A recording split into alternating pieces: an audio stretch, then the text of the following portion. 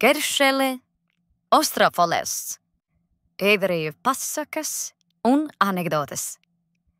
Geršele un krodziniece. Kādu vakaru Geršele Ostrofoles nokļuva krogā.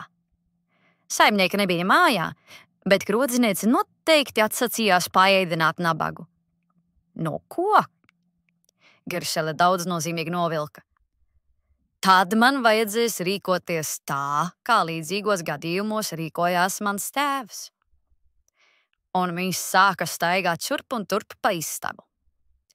Krodziniece nobijās un jautāja: bet kā tad jūsu tēvs līdzīgos gadījumos rīkojās? Tā nav jūsu darīšana, Geršele atbildēja. Krodziniece nobijās vēl vairāk. Mazliet padomājusi, viņa savīkša ēdienu, neaizmirstām arī degviena pudeli. Pēc sātīgām vakariņām zinkārīgā sieviete atkal ņēmās tincināt Geršeli.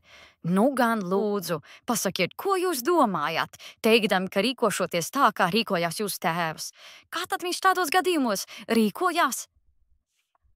Ļoti vienkārši, Geršele atbildēja.